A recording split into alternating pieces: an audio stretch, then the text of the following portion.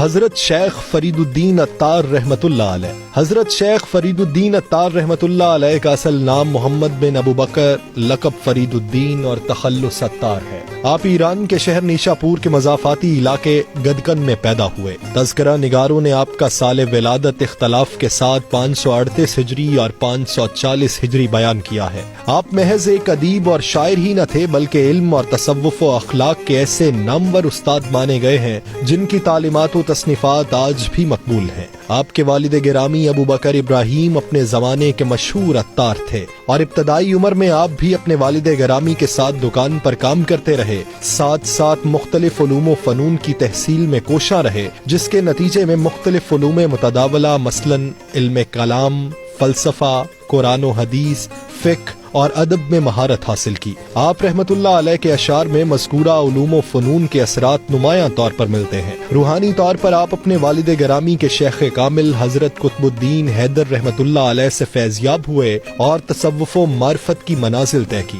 آپ نے بہت سی کتب تصانیف کی جن میں اسرار نامہ، الہی نامہ، مصیبت نامہ، جواہر الذات، وصیت نامہ، بلبل نامہ، شتر نامہ، مختار نامہ، شاہ نامہ، پند نامہ، منطق التیر، تذکرۃ الاولیاء اور شرح القلب مشہور ہیں۔ آپ رحمت اللہ علیہ اپنی کتب کی صورت میں ایک وسیع علمی ورثہ چھوڑ کر 627 ہجری میں اس دنیا فانی سے رخصت ہو گئے۔ آپ کا مزار مبارک نیشاپور ایران میں آج بھی مرجع خلائق ہے۔ شیخ فرید الدین عطار رحمت اللہ علیہ کے پند و نصائح اور کتب سے نہ صرف اہل مشرق بلکہ اہل مغرب نے بھی خوب استفادہ کیا۔